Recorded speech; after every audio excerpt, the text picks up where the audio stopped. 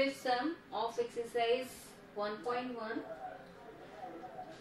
Use Euclid's division lemma to show that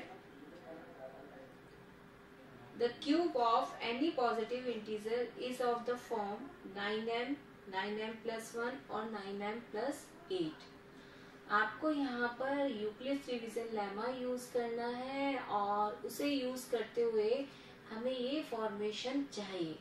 तो किस तरीके से हम इस फॉर्म को चेंज करते हैं? तो first of all we have to write the statement for it कि हमें किसे चेंज करना है, क्योंकि जो लेमा है वो लेमा आपसे कहता है कि a equal to B Q plus are.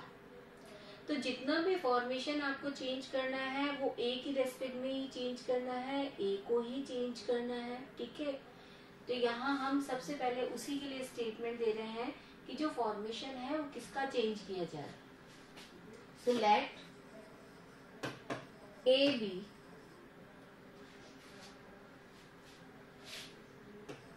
cube of any positive integer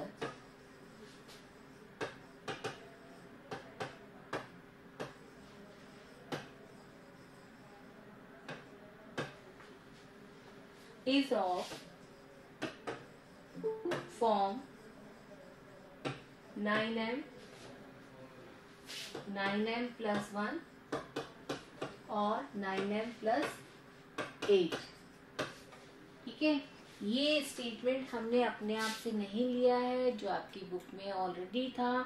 जो फॉर्मेशन हमें चाहिए था वो फॉर्मेशन हमने लिया है. और किसे चेंज करना होता है? हमें चाहिए a की वैल्यूज, और a के लिए हमें क्या चाहिए? जो भी पॉजिटिव आपके इंटीजर्स हैं उनका क्यूब करना है, और क्यूब करते हुए हमें ये फॉर्मेशन वहां पर चाहिए. ठीक है, अब भाई इसके लिए हमने ये कहा था कि जो लेमा है वो यूज किया जाता है. तो लेमा क्या है अपना? a equal to B Q plus R. ये इससे पहले आपको डिफाइन कर दिया गया है कि क्या यहाँ पर जो इनिशियल्स आपके यहाँ पर सिंबल्स हैं वो क्या क्या यूज हो रहे हैं. a आपका डिविडेंट है, b आपका डिवाइजर है, q क्वोशिएंट है, r रिमाइंडर है. ठीक है, सेकेंड थिंग, यहाँ पर जो आपका रिमाइंडर है वो कहाँ से कहाँ तक वेरीफाई करता है वो आप अकॉर्डिंग टू यूज करते हो किसके? डिवाइजर से. कि भाई जो आपका r है, जो रिमाइंडर है, वो कहाँ से कहाँ वेरीफाई होता है? दैट इज ग्रेटर देन और equal to 0 but less than b. अब यदि मुझे यहाँ पर डिवाइजर पता है तो इजीली मैं यहाँ पर कैलकुलेट कर सकती हूँ रिमाइंडर वैल्यूज कि रिमाइंडर यहाँ पर क्या होना चाहिए. तो इसके लिए हमने एक डायरेक्ट मेथड ये सीखा था कि जो भी हमारा यहाँ पर फॉर्मेशन है, ठीक है, तो ये फॉर्मेशन आपका क्या शो कर रहा है कि ये रिमाइंडर वैल्यूज तो आपके पास क्या है? ये +1 +8. बट इससे पहले जो आपका बिफोर वैल्यू है दैट इज 9m. अब 9m के लिए क्या है हमारे पास? That represent by the B Q, वो बी क्यू से रिप्रेजेंट होता है. अब यहाँ पर क्वोशिएंट तो किस में कन्वर्ट हो रहा है? m में. बट जो डिवाइजर है उसके लिए वैल्यू क्या ऑप्ट की जा रही है? 9. If I will take the 9 as the divisor, कि यदि मैं इस 9 को डिवाइजर के लिए ले लूं तो मेरे पास जो रिमाइंडर वैल्यूज हैं वो रिमाइंडर वैल्यूज हमारे पास कहाँ से कहाँ तक हो जाएगा? 0 to 8, क्योंकि लेस देन b है और b वैल्यू यदि आपका 9 है, रिमाइंडर आपका b से लेस देन होता है, तो 9 से लेस देन क्या हो गया? 8. तो मुझे बहुत ज्यादा वर्क करना पड़ रहा है. इसका मतलब है we have to put your 0 1 2 3 4 up to 8 यहाँ पर रिमाइंडर हम पुट करेंगे और इस तरीके से हम फॉर्मेशन वहां पर शो करेंगे. तो भाई इतना लेंथी हमें नहीं चाहिए एक सम के लिए प्रोसेस. टाइम वेस्ट नहीं करना चाहते हम इतना ज्यादा. तो हम यहाँ पर उसे शॉर्ट में करने के लिए, ठीक है, उसे रिड्यूस करने के लिए क्या करते हैं? Then we have to take there the prime number of 9, कि इस 9 का हम प्राइम नंबर ले ले. ठीक है, और वो प्राइम नंबर आपका किससे शो होता है? That is the 3. अब मेरे पास जो आपका R है वो R आपका क्या हो गया, 0, 1 एंड 2 कि हमारे पास ओनली 3 वैल्यूज यहाँ पर सिलेक्ट होती हैं रिमाइंडर की, और इन 3 वैल्यूज के अकॉर्डिंग हम यहाँ पर क्या करेंगे, we have to put here the values in this lemma, इस डिवीजन लेमा में हम इसे पुट कर देंगे और कैलकुलेशन अब स्टार्ट करेंगे किसके लिए, कि जो फॉर्मेशन हमें चाहिए।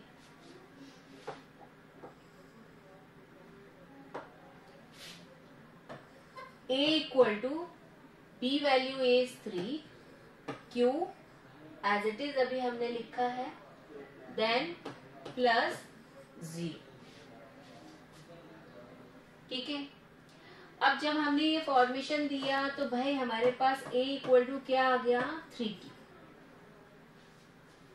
अब ये जो 3Q हमने लिखा है, A equal to 3Q, we want there AB जो आपका A था उसके लिए हमने क्या मांगा है, क्या दिया है उसने, क्यूब ऑफ, उसका क्यूब चाहिए हमें। तो क्यूब करने के लिए हम क्या करेंगे, on the both side we have to take there the cubes, कि इसका हम क्या कर दे, क्यूब कर दे। और यहाँ पर जैसे हमने इसका क्यूब किया, पुट देयर द ब्रैकेट, क्योंकि कई बार बच्चे यहाँ पर मिस्टेक करते हैं कि 3 का जो क्यूब करना होता है वो नहीं करते हैं और वो केवल क्या लिख देते हैं, 3Q क्यूब, जबकि हमें प्रोसेस में क्या करना है, we have to put there the whole power is 3, कि यहाँ पर 3 का भी क्यूब करना है ना। अब जैसे हमने यहाँ पर इसका क्यूब किया, then we have there this value, कि ये वैल्यू हमारे पास है। अब ये वैल्यू जो हमारे पास है हमें इसको फॉर्म में चेंज करना है, which form we want there, जो फर्स्ट फॉर्म हमारे पास है विदाउट द रिमाइंडर वो हमारे पास है 9m। अब 9m के लिए भाई हम यहाँ पर क्या करें, तो जो हमारा कोफिशिएंट है इसका जो न्यूमेरियल वैल्यू है उसमें से हमने 9 क्या ले लिया एज द कॉमन फैक्टर, यहाँ 9 हमने कॉमन फैक्टर लिया, और जो रिमेनिंग टर्म्स था वो हमने यहाँ पर दे दिया, दैट इज 3Q, क्योंकि मुझे ये जो रिमेनिंग टर्म्स है वो नहीं चाहिए, मुझे फॉर्मेशन चाहिए 9m की। तो 9m की यदि मुझे फॉर्मेशन चाहिए तो भाई 9 तो हमने एज द कॉमन फैक्टर लिखा ही है, बट अब जो m मुझे चाहिए वो m मुझे कहाँ से मिलने वाला है, फ्रॉम दिस 3Q क्यूब, कि मैं इस 3Q क्यूब के लिए हम क्या करेंगे,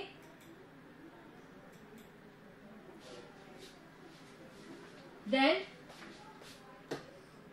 in this segment we are replacing this value with the m, कि मैं इस वैल्यू को किससे रिप्लेस कर दूंगी, m से रिप्लेस कर दूंगी, और यहाँ पर हम लिखेंगे 3Q cube and this one is 9m, कि ये जो हमारा फर्स्ट प्रोसेस था जिसमें कि हमें ये बताना था कि इसकी जो फॉर्म है वो 9m होनी चाहिए, वो 9m हमने यहाँ पर शो कर दिया है, फर्स्ट हमारा यहाँ पर कंप्लीट हो गया। कोशिश करो कि करेक्ट टाइम पे आप आ जाएं, है ना, जिससे कि हम बीच में डिस्टर्ब ना हो बार बार। अब सेकेंड थिंग हमें क्या चाहिए भाई, तो सेकेंड हमारा प्रोसेस अब स्टार्ट होता है सेकेंड फॉर्मेशन के लिए।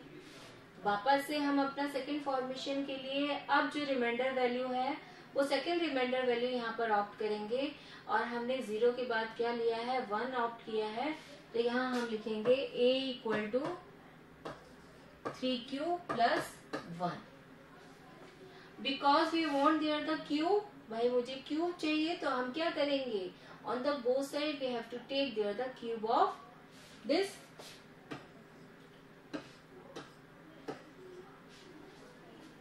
और जैसे हमने यहाँ पर क्यूब किया है, अब आपको ये क्या करना होगा भाई, यहाँ पर होल क्यूब है, ठीक है, एडिशन सब्ट्रैक्शन के साथ यदि आता है, then we want to take there the identities, जिससे कि हमारा इजी कैलकुलेशन हो जाए। अदरवाइज आप इससे पहले स्क्वायरिंग में लें फिर उसे मल्टीप्लाई करें तो बेस्ट क्या रहता है, then we have to take there the identity, की जो हमने अलजेब्रिक आइडेंटिटीज सीखी थी वो हम यहाँ पर यूज करना चाहेंगे। अब आपने जो अपना आइडेंटिटी सीखा था तो जरा एक बता दीजिए। Then a plus B whole cube that is equal to क्या होगा? कोई एक बच्चा बताए कि क्या लिखना चाहिए हमें? Anyone?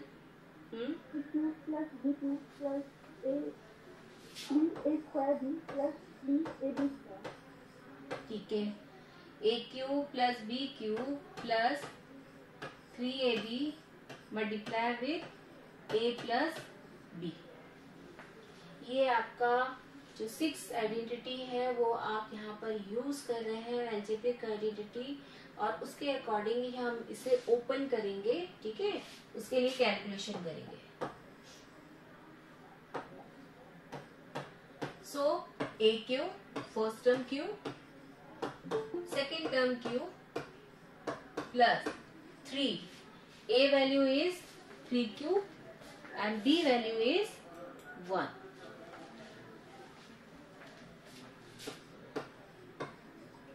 And b value is 1. Multiply with a plus b. Okay, इसे कैलकुलेट कर लेते हैं। This one is 27 cube plus 1.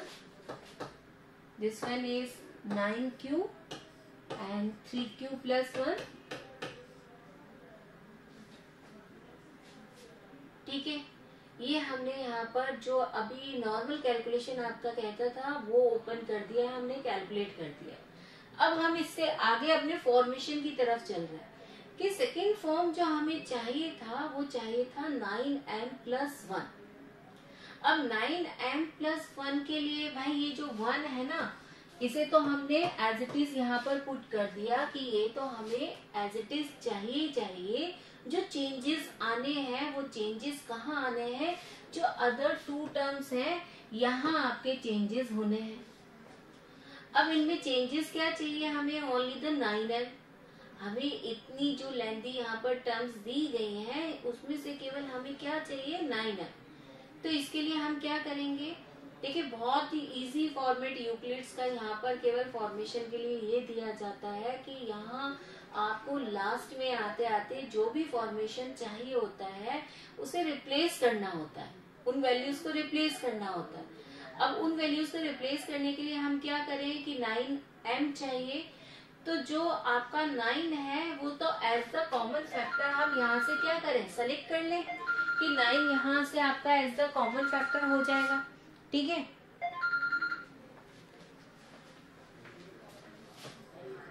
और रिमेनिंग टर्म्स जो भी होंगी कीप इन द ब्रैकेट कि आप ब्रैकेट में पुट कर दें। तो ये आपका क्या हो जाएगा? 3q प्लस यहाँ से 9 आपने कॉमन लिया तो रिमेनिंग क्या रह गया? q मल्टीप्लाई विथ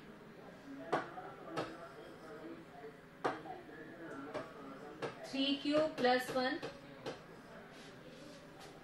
ठीक है, अब मुझे ये वाली टर्म्स नहीं चाहिए भाई, हमें तो क्या चाहिए? Only the 9m। अब नहीं चाहिए तो इन जितनी भी टर्म्स का जो भी मैटर यहाँ पर लिखा गया है, एडिशन जो भी क्यूब पावर जो भी लगाया गया है, only we have to put here the replacing value for it कि m equal to 3q plus q 3q plus 1। आप यहाँ पर इसे रिप्लेस कर दें और रिप्लेस करते हुए जो भी आपका लास्ट है वो रिजल्ट आप यहाँ पर लिखें, और वो रिजल्ट हमारे पास क्या है? 9m plus 1। तो ये आपका सेकेंड फॉर्मेशन था जो कि आपको चाहिए था, शो करना था आपको यहाँ पर। ठीक है, इसी तरीके से आपका थर्ड फॉर्मेशन है, उसका केवल स्टार्टिंग बताऊंगी, बाकी कैलकुलेशन वर्क आप कर लेंगे बच्चे जब आप इतना सीख चुके हैं यहाँ।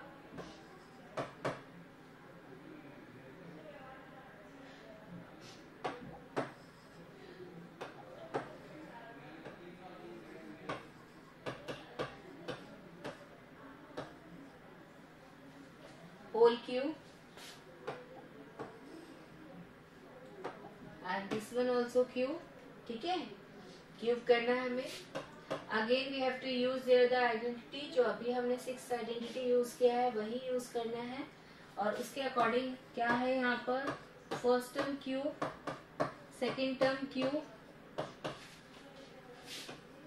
3 multiply with A multiply with B and a plus B, वो आपने यहाँ पर लिख दिया है। अब ये जो 2 क्यूब है that is represent by the 8, ये आपका प्लस 8 हो ही जाएगा। और जितनी भी ये जो रिमेनिंग टर्म्स हैं इनमें से केवल आपको क्या करना है, you have to take there the 9 as the common factor, और जो भी रिमेनिंग टर्म आपका यहाँ पर आएगा वो रिमेनिंग टर्म आपका किस में चेंज हो जाएगा, m से रिप्लेस हो जाएगा। And eight the last of this I have their 9m plus 8। इस तरीके से आपको ये 3 पार्ट्स वहां पर अच्छे से एक्सप्लेन करने हैं। ठीक है, फॉर्मेशन क्लियर हो गया कैसे करना है इसे, ओके। Yes ma'am. अब बताइए कहीं और प्रॉब्लम है। 1.1 हमारा यहाँ पर, क्योंकि लास्ट ही सम आपने पूछा था, और यदि कहीं और प्रॉब्लम है 1.1 में तो हम यहाँ पर इनका सम लें, अदरवाइज अब नेक्स्ट एक्सरसाइज पे चलिए कि 1.2 हम यहाँ पर करेंगे, उसका रिवीजन लें, उसमें से अपनी प्रॉब्लम्स शेयर करें कि क्या आपकी प्रॉब्लम्स हैं। Can I take there the next one? Okay, so 1.2 exercise number 1.2 we have your, if you have your the problem in this exercise then tell me. Sum number 6. Sum number 6, exercise number 1.2 and the sum number 6 क्या कह रहा है, क्या पूछना चाहता है, पहले तो हम ये समझे उसके बाद ही कर पाएंगे। Explain why 7 multiply with 11 multiply with 13 plus 13 and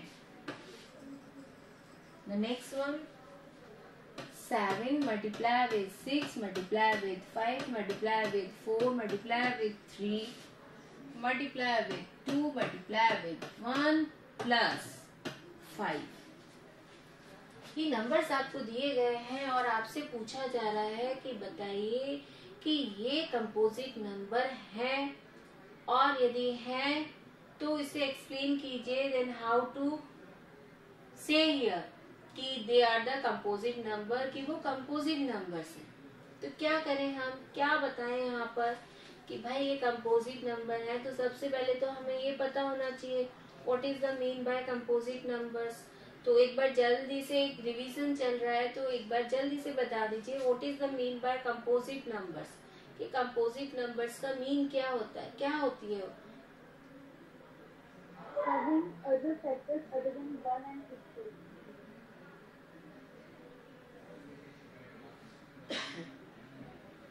या हम, यदि आप ये कहते हैं कि 1 और इटसेल्फ के एक्सेप्ट दैट, उसके अलावा जो कंपोजिट नंबर्स उसके साथ, तो हम कंपोजिट नंबर के लिए जो डेफिनेशन यूज करते हैं, ठीक है, क्योंकि 1 और उसके लिए जब हम बोलते हैं कि भाई ये ही होने चाहिए मोर देन आपके जो 2 फैक्टर्स होते हैं, ठीक है, कि which numbers have there the more than 2 factors, they are called as the composite number, composite numbers होते हैं, ठीक है। अब उसमें मोर देन 2 फैक्टर्स में आपका वो 1 भी इंक्लूड ही होता है कि भाई 1 तो होगा ही होगा, क्योंकि 1 के लिए तो हम कहते ही हैं कि वो तो जितने भी नंबर्स हैं सभी का ही फैक्टर होता ही होता है। अब यहाँ कैसे शो किया जाए, तो इसके लिए हमने ये ऑप्शन दिया था कि पहले आप यहाँ पर इन्हें क्या कर दें, या तो मल्टीप्लाई कर दें, या फिर इनमें से जो भी इजी प्रोसेस है then we have to take there the common factor between them, कि कॉमन फैक्टर यहाँ से सिलेक्ट कर लें, ठीक है। तो हम वही प्रोसेस में ले रहे हैं कि भाई इसका हम पहले कॉमन फैक्टर सेलेक्ट कर लें।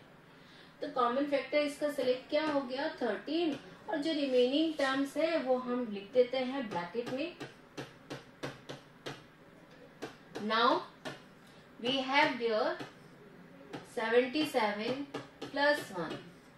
It means 13 multiplied with 78. अब यहाँ टू फैक्टर्स तो हमें दिखाई दे गए. अब टू फैक्टर्स तो हम तब लेते हैं जब हमसे ये कहा जाता है कि they are the prime number and they have only the one and the itself. अब भाई यहाँ पर तो हमारे पास जो नंबर्स हैं वो हमें इस तरीके से नहीं मिले हैं, तो यहाँ हम एक और इसका फैक्टर शो करते हैं, जो कि अभी अभी हमने कहा है कि भाई वन तो सभी का ही फैक्टर होता ही होता है. तो यहाँ पर हमने इसका एक फैक्टर और दे दिया, दैट इज द वन. अब मेरे पास जो फैक्टर्स यहाँ पर शो हो रहे हैं वो 3 फैक्टर्स हो गए. It means more than 2 convert हो गया, वो मोर देन 2 में कन्वर्ट हो गया. It means this is the composite number की अकॉर्डिंग टू द डेफिनेशन कि हमें मोर देन 2 फैक्टर्स मिल गए. नेक्स्ट भी वही प्रोसेस है आपका. Then you have to take there the common factor between them, कि वहां से कॉमन फैक्टर आप सिलेक्ट करें और इस तरीके से कैलकुलेट करते हुए आप उसके भी फैक्टर्स वहां पर दे दें. ठीक है. तो लास्ट में आपको क्या बताना है, then both are the composite numbers because they have there more than 2 factors. बस आपको लास्ट में रिजल्ट ये जरूर से लिखना है. ठीक है. क्लियर हो गया बेटा. 6 में क्या करना है आपको, क्लियर है? Yes ma'am. ओके. तो 1.2 में और कुछ पूछना है तो फिर हम यहाँ पर देखें, अदरवाइज हम नेक्स्ट में. Can I take there the next और दिस वन? क्वेश्चन 5 है ना, यही पूछा है इसी का. ओके.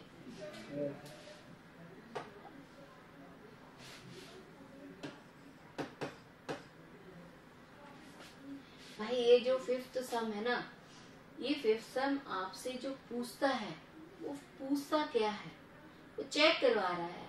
अब चेक क्या करवा रहा है वो आपसे कहा जा रहा है check whether 6 raised to the power n can end with the digit 0 for any natural number n. उसने कहा है कि ये जो 6 raised to the power n है, यदि इसका एंड विद द डिजिट 0 होता है, ठीक है, तो बताइए कि ये क्या होना चाहिए. यदि इस नंबर का एंडिंग डिजिट 0 होना चाहिए तो क्या करें इसके लिए. फॉर द नेचुरल नंबर, वो तो कह रहा है भाई आपके पास इनफाइनाइट नेचुरल नंबर्स हैं. तो यदि किसी भी नंबर को हम देखते हैं यहाँ पर, जैसे कि मैंने कहा यदि मेरे पास 240 है, ठीक है, या फिर हमने कहा कि हमारे पास इस टाइप से कोई नंबर लिखा है 15,320. अब इन दोनों नंबर्स में मैं क्या शो करना चाहती हूँ, दे have there ending digit is क्या है, 0 है. अब 0 दिखाई तो दे रहा है, लेकिन 0 के लिए क्या यूज किया जा रहा है, then we are checking here the divisibility, कि हम यहाँ पर क्या चेक करते हैं, इसकी डिवाइजिबिलिटी चेक करते हैं कि ये नंबर जिनके एंडिंग डिजिट 0 हो वो किससे डिवाइजेबल हो सकते हैं. तो वो चेक करते हुए आपको यहाँ पर बताना है. अब कोई भी नंबर है आपके पास, यदि उसका एंडिंग डिजिट 0 होता है तो वो किससे डिवाइजेबल हो सकता है. उसके लिए नंबर्स आप कौन कौन से ऑप्ट करते हो, वहां पर क्या उसके फैक्टर्स में हो सकते हैं, क्या हो सकता है बोलो, क्या ले सकते हैं. हाँ 2, ठीक है, करेक्ट है. 5 एंड 10. भाई यदि हम कहते हैं कि कोई भी नंबर हमारे पास इस टाइप से है और उसकी डिवाइजिबिलिटी हम 2 से शो कर रहे हैं या 5 से शो कर रहे हैं, तो वो 10 से भी डिवाइजेबल ही होता है ना. 10 से भी क्या होता है, डिवाइजेबल ही होता है. अब यहाँ हमारे पास क्या है भाई, हमने कहा है कि अब हमसे ये कहा जा रहा है कि 6 raise to the power n power में दिया जा रहा है वो नंबर, तो उसको हम किस तरीके से चेक करेंगे? तो इसके लिए आपने इस सेकंड के लिए जो 1.2 है उसमें हमने एक थ्योरम किया था, फंडामेंटल थ्योरम। एल्गोरिथम जो अभी हमने क्या सीखी है उसमें, उस एल्गोरिथम में क्या सीख रहे हैं हम कि कोई भी नंबर यदि हमारे पास होता है, उस नंबर में यदि हम उस नंबर के फैक्टर्स बनाते हैं, वो फैक्टर्स कैसे होते हैं? प्राइम फैक्टर्स होते हैं। वो प्राइम फैक्टर्स हमेशा कैसे होते हैं? यूनिक होते हैं। यूनिक का मतलब कि भाई मैंने यदि 4 के लिए जो फैक्टर्स लिखे हैं, ठीक है, प्राइम फैक्टर्स लिखे हैं, या 9 के लिए जो प्राइम फैक्टर्स आपने लिखे हैं, वो उसी नंबर के लिए हम यूज करते हैं, उसके यूनिक फैक्टर्स हैं। ठीक है, यदि हम 16 के लिए यूज करेंगे तो वो उसके नेक्स्ट फैक्टर्स होंगे, उसके यूनिक फैक्टर्स होंगे कि जो कि किसी और दूसरे में एज इट इज मीन्स आप 16 के लिए यदि लिखते हैं तो 2 मल्टीप्लाई विथ 2 मल्टीप्लाई विथ 2, लेकिन 32 के लिए लिखेंगे तो उसमें क्या होता है? उसकी रेंज क्या हो जाती है? फैक्टर मोर हो जाते हैं। तो मतलब यह हुआ कि जो भी प्राइम फैक्टर्स आप वहां पर लिखते हैं वो हर एक नंबर के क्या होते हैं? यूनिक होते हैं। हमने ये फंडामेंटल थ्योरम में कर लिया है। ठीक है, तो इसी के अकॉर्डिंग हम यहाँ पर इसे ऑप्ट करते हैं कि जो हमारे पास प्रोसेस है फिफ्थ सम का, इसमें सबसे पहले हमें क्या करना है? Then we have to write here that statement, कि थोड़े से स्टेटमेंट सम है ये, लेकिन एट लास्ट हमें ज्यादा इसमें कैलकुलेशन वर्क नहीं करना होता, थोड़ा सा एक्सप्लेन करना होता है, ज्यादा कुछ नहीं करेंगे। ठीक है, तो यहाँ हम बता रहे हैं let 6 raised to the power n can end with digit 0 then, कि यदि ये नंबर जो आपका है यदि उसका एंडिंग डिजिट 0 है, then it is divisible by 2 और 5। कि अब हम इसकी डिवाइजिबिलिटी किससे चेक कर रहे हैं? 2 से और 5 से। अब 2 से और 5 से क्या मतलब होगा कि बाय चांस मैंने कहा कि यदि मैंने इस नंबर के फैक्टर्स बनाए हैं, प्राइम फैक्टर्स लिखे हैं, और उसमें 2 as the prime factor use हो गया, तो मैं उसकी डिवाइजिबिलिटी किससे चेक करूंगी? 5 से। और यदि 5 से चेक हो गया तो किसकी डिवाइजिबिलिटी लेंगे? 2 से। और यदि दोनों से ही है, दोनों ही उसके प्राइम फैक्टर्स में आ रहे हैं, तो क्या होगा? That is the end by the ending digit उसका क्या हो जाएगा? 0 हो जाएगा। ठीक है, एट लास्ट हमें ये डिवाइजिबिलिटी शो करते हुए बताना है। ओके, तो अब हम एक नॉर्मल प्रोसेस कर रहे हैं कि ये जो 6 है इसके हम प्राइम फैक्टर्स बना दें। वो प्राइम फैक्टर्स हम क्या लिखते हैं? 2 multiply with 3। Because I have given the power of this, तो हम यहाँ पर इसका क्या लिख दें? n। Power is n। तो जो इसके प्राइम फैक्टर्स हैं उनके लिए भी पावर क्या यूज हो जाएगा? n।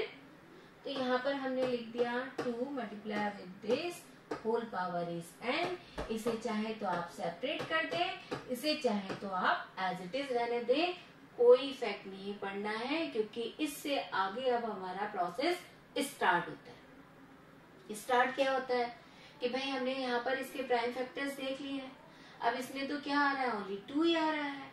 5 से इसकी डिवाइजिबिलिटी नहीं आ पा रही है, तो नहीं आ पा रही है, तो अब हम क्या बताएंगे यहाँ पर? अब सिंपल आपको एक स्टेटमेंट देना होगा। सिंपल स्टेटमेंट क्या देना है कि जो हम फंडामेंटल थ्योरम यहाँ पर यूज कर रहे हैं, ठीक है, वो फंडामेंटल थ्योरम की यूनिकनेस हमें यहाँ पर देनी है। क्या दें यहाँ पर? According to fundamental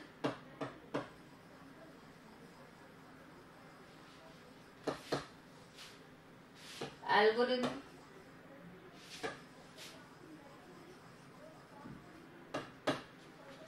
uniqueness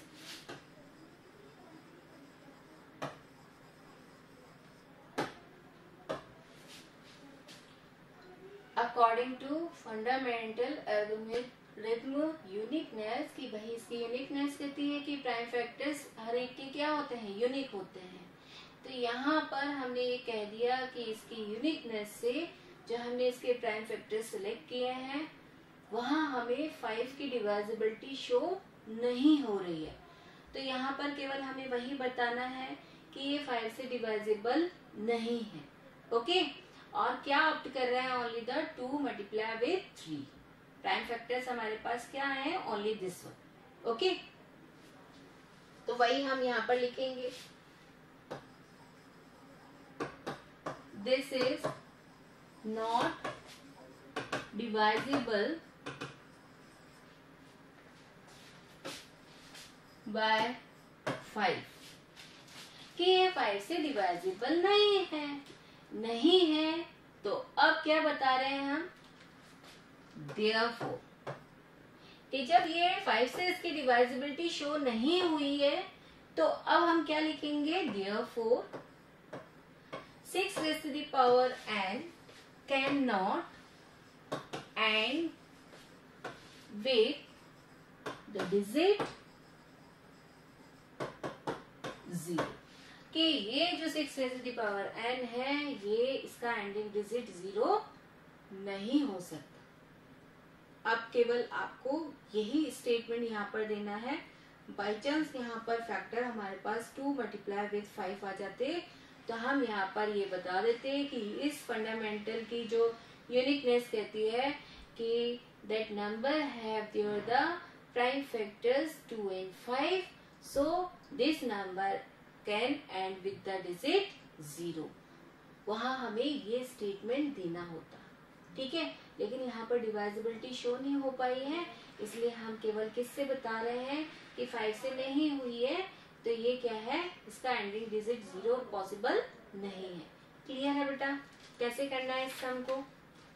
okay,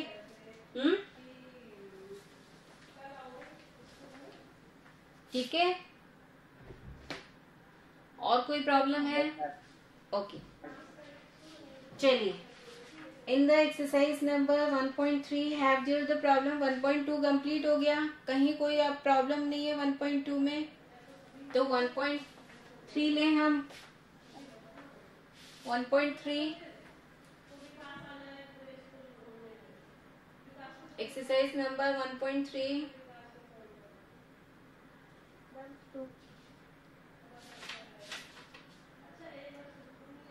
it means you want to second sum of 1.3, yes, okay। देख लीजिए, अक्सर इस टाइप के प्रूफ आपसे पूछ लिए जाते हैं, बोर्ड एग्जाम में भी पूछ लिए जाते हैं, क्योंकि आप जब सिलेबस रिव्यू आपका रिड्यूस हुआ है, रिवाइज हुआ है, तो वहाँ कहीं ना कहीं चैप्टर्स की मार्किंग बढ़ गई है, इंक्रीज हुई है। जिन चैप्टर्स की मार्किंग इंक्रीज हुई है तो वहाँ से कई ऐसे सम होते हैं जो कि हम प्रोसेस में नहीं लेते हैं, लेकिन फिर भी उनके आने के चांसेस बढ़ जाते हैं, ठीक है। लेकिन ये जो प्रूफ हम बता रहे हैं इनके चांसेस हमेशा से रहे हैं कि भाई आपको प्रूफ करके बताना है कि जो भी आपके रूट ऑफ प्राइम नंबर्स आपको यहाँ पर दिए जाते हैं, they are the irrational number, then how to prove this. क्योंकि ये जो प्रूफ्स हैं इनकी कैलकुलेशन वर्क नहीं है, इसमें सिंपली आपका क्या होता है, थ्योरेटिकल वर्क होता है, लेकिन उसमें जो मिड पार्ट होता है उसमें थोड़ा सा कैलकुलेशन वर्क हम ये करते हैं कि भाई उस चीज को हम लेकर चल रहे हैं कि यदि हमने कहा ये इरेशनल नंबर है तो इरेशनल नंबर के लिए अब ये तो हम ऐसे डायरेक्ट तो बता नहीं सकते कि भाई ये इरेशनल नंबर है, इसका तो हम डेसिमल एक्सपेंशन जब करते हैं हमें इस टाइप से वो डेसिमल एक्सपेंशन मिल रहा है ना, नॉट टर्मिनेटिंग नॉन रिकरिंग वाला हमें डेसिमल एक्सपेंशन मिल रहा है, ये तो नहीं बताते हम, ये कैलकुलेट नहीं करना होता। अब थ्योरेटिकली कैसे प्रूव किया जाए, तो उसके लिए हम थोड़े से स्टेटमेंट अपने यूज करते हैं। तो स्टेटमेंट क्या यूज किया जाता है, then each and every question we have to take there कि भाई ये इरेशनल है, बट हम यहाँ पर एक कॉन्ट्राडिक्शन लेकर चलते हैं। एक विरोध लेकर चल रहे हैं। क्या लेकर चल रहे हैं कि यहाँ ये इरेशनल है, बट हम इसे मान रहे हैं कि ये क्या है, रेशनल। और यदि हमने इसे सपोजिंग में रेशनल लिया, then at the last of the sum हम वहां पर कंक्लूजन क्या दे रहे हैं कि भाई ये तो रेशनल नहीं है। और ये रेशनल क्यों नहीं हो पा रहा, तो उसके लिए हम यहाँ पर उसे सेटिस्फाई कर रहे हैं अपने यहाँ पर स्टेटमेंट से, अपने यहाँ कंक्लूजन से कि भाई यहाँ पर ये रेशनल क्यों नहीं हो पा रहा और वापस से इरेशनल में कैसे चेंज हुआ। ठीक है, तो ये प्रोसेस इन सम्स का है। यहाँ पर कुछ लेंथी टाइप में है, तो कुछ जो अभी आपने सेकंड पूछा है तो ये शॉर्ट में आ जाता है। ठीक है, छोटा है लेकिन उसमें स्मॉल में क्या करना है वो आपको ध्यान रखना। तो जो आपका है 3+2√5 के लिए हम यहाँ पर यूज कर रहे हैं। तो क्या यूज करेंगे हम यहाँ पर, सबसे पहले जो स्टार्टिंग स्टेटमेंट है वो देना चाहेंगे, क्योंकि जो कॉन्ट्राडिक्शन हम ले रहे हैं वो हम यहाँ पर बताएं। let us assume that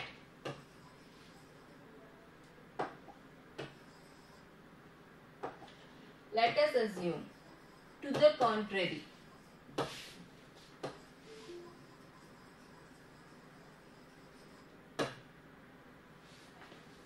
that 3+2√5 is a rational number.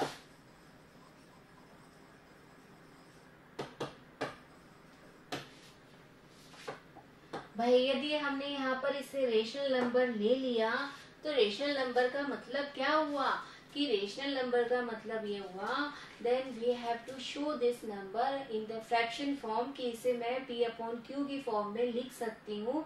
और वो P/Q की फॉर्म में क्या होता है कि Q नॉट इक्वल टू 0, वो डिनोमिनेटर 0 नहीं होना चाहिए। तो यदि हमने ये कहा कि ये रेशनल नंबर है तो हम यहाँ पर इसके लिए क्या बता रहे हैं, then 3+2√5 therefore that is equal to A/B, कि कोई भी आप यहाँ पर फ्रैक्शन के लिए अल्फाबेट्स यूज कर सकते हैं, डिपेंड ऑन यू।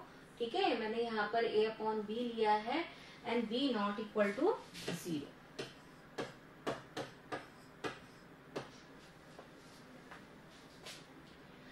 अब हमने जैसे ही ये लिखा कि भाई इसका तो फ्रैक्शन होना ही चाहिए, रेशनल नंबर है, तो अब छोटा सा एक कैलकुलेशन वर्क है यहाँ पर। क्या है वो कि हम यहाँ पर जो वैल्यू कैलकुलेट करने वाले हैं वो वैल्यू हम किसके रेस्पेक्ट में कैलकुलेट करेंगे, रूट वैल्यूज, जो भी यहाँ पर रूट वैल्यू है उसकी रेस्पेक्ट में हम यहाँ पर इसका वैल्यू कैलकुलेट करने वाले हैं। ठीक है, तो यहाँ आप क्या करेंगे, ट्रांसपोजिंग करवाएंगे इजिली। भाई हर बच्चे को यहाँ पर इक्वेशन जब गिवन में आता है तो ट्रांसपोज करना आता ही है, तो ट्रांसपोजिंग करवाया हमने इजिली। और ट्रांसपोजिंग के बाद because we have there the fraction, so take there the LCM for it, किसका आप एलसीएम ले लें और यहाँ आपके पास आ जाएगा 3b। And we want to calculate only the √5 value, so जो उसका मल्टीप्लाई है वो भी हम क्या करवा दें, ट्रांसपोज करवा दें, that will change into the divide, कि वो डिवाइड में चेंज हो गया।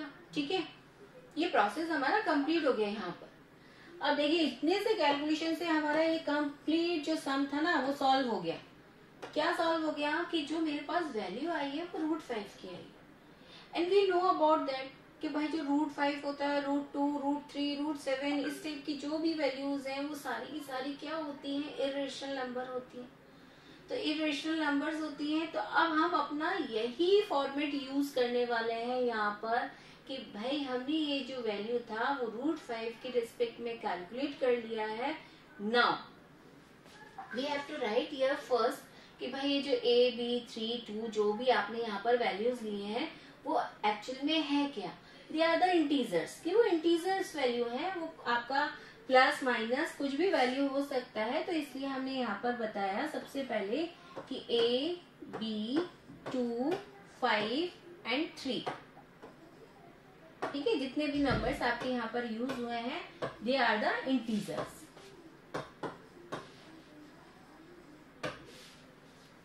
ये इंटीजर्स है। ठीक है, अब सेकेंड थिंग हम क्या कहेंगे, भाई अभी तो हमने रेशनल लिया है, तो पहले हम रेशनल के लिए लिख दे।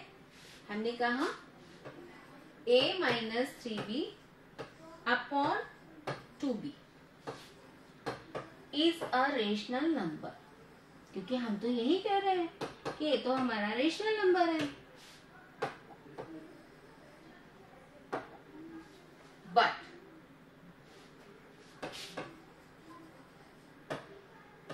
we know about that √5 is an irrational number, कि भाई हम तो जानते हैं कि जो √5 होता है वो तो इरेशनल नंबर है।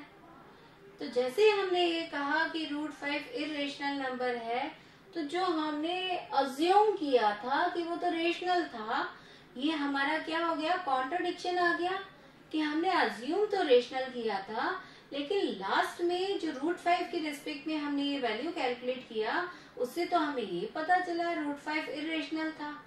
So this is the contradiction, कि यहाँ पर हम क्या बताएंगे कि ये क्या हो गया, आपका कॉन्ट्रडिक्शन है। दिस इज द कॉन्ट्रडिक्शन, विरोध है।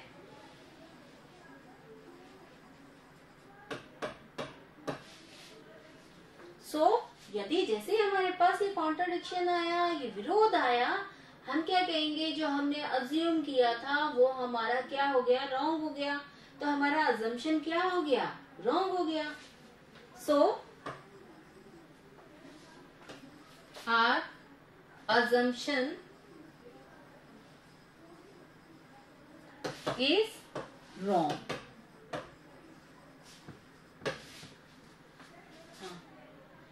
ठीक है, रॉन्ग हो गया assumption।